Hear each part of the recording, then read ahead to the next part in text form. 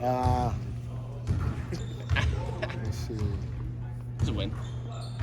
It was a win, but this is what I shot Mark Briggs.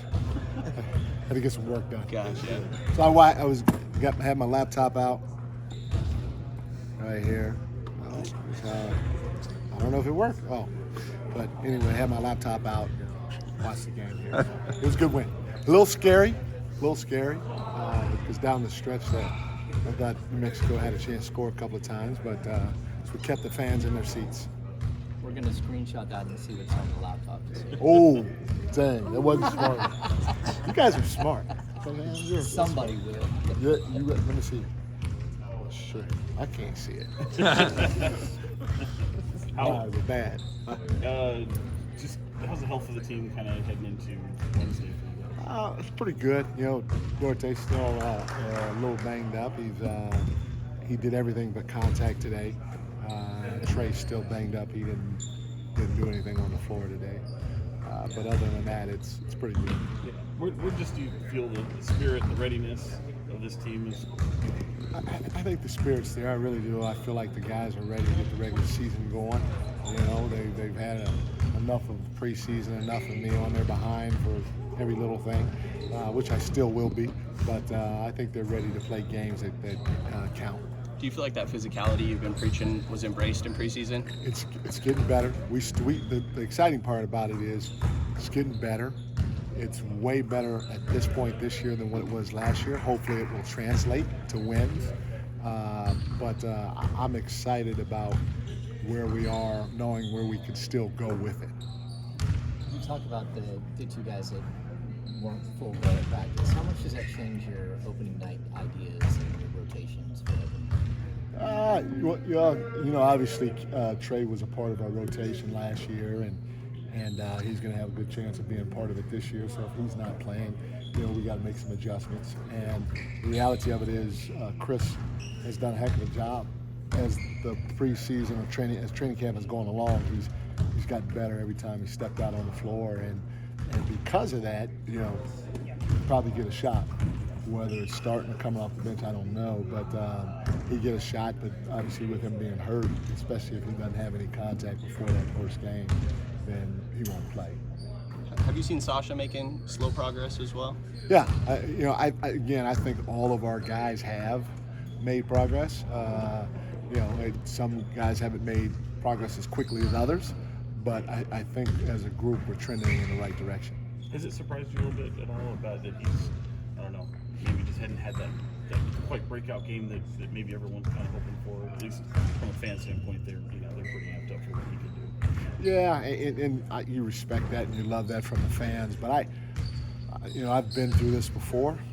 Back in the day, it was a young man named Manu Ginobili who came over as a rookie at 26, 27, maybe even 28, so similar to Sasha, and he struggled at first. Struggled to a point to where we actually, as a staff, took him out the lineup and set him down for a little bit because there's a lot of pressures that those types of players go through that we don't understand. You got pressures from people overseas thinking that you should come to the NBA and right away be, Magic Johnson or Larry Bird, and it just doesn't work that easy. It doesn't translate that easy. And you talk to Sasha, he'll tell you he's still trying to feel and understand the game while getting his confidence to play at the highest level. So it's going to take some time, but for where he is right now, in the short amount of time, he's made some pretty good adjustments and improvements. Whether it's the cuts that he's had, or getting hot in that third quarter in the last game, do you see like the outline of where he can be in maybe a month or two or a couple of months? Yeah, you do. You see, and the neat part about it, and I said this earlier, is the biggest thing for me with him is to make sure his confidence doesn't waver. And I said this earlier too, is just the way he carries himself. I think he'll be okay in that area, and eventually his game will catch up to where he has a better feel of what he should be doing on the floor and how he can do it on the floor to be very effective in the NBA. But he and I have had to have conversations, and he knows that I have confidence in him. but he also knows that I understand it may take some time for him to process all that stuff. But like he had a pass today that I was like, whoa, and some people might look at it and think, oh, I might be able to do that, but no, it was a very difficult pass. I don't know how he saw his teammate on the weak side of the floor, and not only that, he got it there on time and on target. And so to be able to watch him grow in the different areas as the games go along, like you're saying, even defensively, is definitely a welcome sight. And the reality of it is, it's a good problem to have when you have when you feel like you have depth, which I think we do right now. It makes my decision harder, but I would rather that than the other way. You mentioned Chris could potentially start still. I'm curious, kind of what. But, probably not Tuesday though. Okay, so what's But the I'm process just like? saying If potentially he he's let's say he's healthy, ready to go, it seems like he may have a chance to start. What's the process like for you and your staff in kind of deciding where to go with the starting lineup? I mean, it's everything and above, from watching film to after games, even after practices, to watching in practice, to watching in games, and in even shooting drills and stuff like that. There's a lot that goes into it. The biggest thing for us is who can bring the physicality that we need to bring to the table defensively while not necessarily hurting us offensively, because we were the best in the history last year offensively. I said this before, it's going to be hard to duplicate that. We're going to try like heck to do it, but we have a lot of room to grow defensively.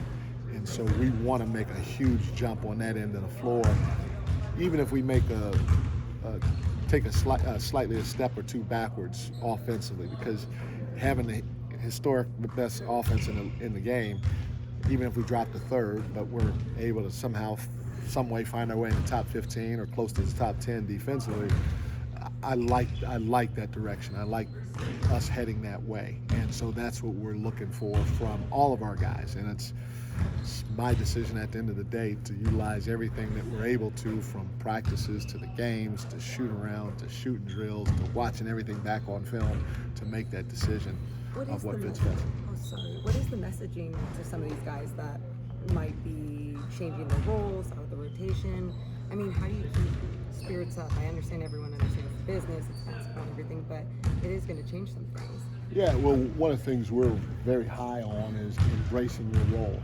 And we meet with each player periodically with their player development coach, with somebody from the front office, medical strength team, and then myself and a couple other coaches. And we all work together on formulating or describing the individual's role. But they also have ownership in the process too. And so we want to hear from them, because at the end of the day, when we define their role for this season, and it can change as the season goes along, but they have to say, not just in front of us, but we'll do it in front of the whole team. They'll have to say, hey, I embrace my role. You can do three things when it comes to that. You can reject it, which you don't want, because if you have people reject their roles, you're not having a team at all. I don't care what business you're in. You can accept it. The thing about accepting your role means that that person told me this is my role. So I'm going to accept it now. And I always feel if you accept something, you usually have one foot in, one foot out. When things are going good, okay, you're in. But when things are going bad, just because that person told me to do it, they don't really feel it. We got to get to a point where we're embracing our role, where they could say, hey, I embraced my role. I was part of defining it, and so I embrace it, which means that anything that's going on, good or bad, I'm all in. And that's part of the contract that we signed that's on that wall over there. If somebody goes a little sideways, hey, just pull them over and tell them, look, hey, your signature's on that contract. I tell you, you didn't have to sign that if you weren't going to be in. And a lot of times, if a guy is going a little left, a little right, that will pull him back in. Coach, we in the media, we love to talk about the X factors of teams, if it's an individual player or whatever. But from a coaching standpoint, is there a guy on the team that you're like, you have to step up for us to get to the to a championship? Well, I think for us it's a collective thing, and I know that probably doesn't sit well with everybody, but it starts with Fox and Thomas and Keegan to a certain degree. I mean, Keegan's creeping into that definition of quote unquote your big three, And so those guys have to come to play 99.99% of the time.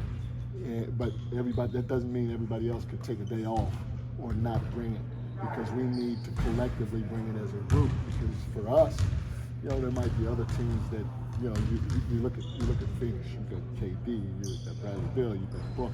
You have some depth of guys that can go get you 30 basically every night. And then defensively, it is what it is. But at the end of the day, for us, we always have done it collectively. It's going to have to happen going forward for us collectively, knowing that, hey, Doma, Fox, you get paid the most money. Pressure's on you guys to start, and then it trickles down from there. Mike, so the follow-up to that is, if Keegan does start taking those steps, does that allow you to do different things, like maybe at the shooting guard position where you go to a more defensive player because you know that Keegan can raise his scoring averages and some of the other things that he can do? Yeah, anytime you have another, guy that you're like, okay, hey, this guy could be quote-unquote big three, a true big three, and then it does give you flexibility, But again, we were a pretty good team last year, and we had a lot of guys in new roles that they weren't in before, and all those guys stepped up. So they're going to have to continue to step up. Having a guy that can not only step up but separate himself from everybody else stepping up gives you the luxury to do a lot of things, for sure. Thanks, everyone.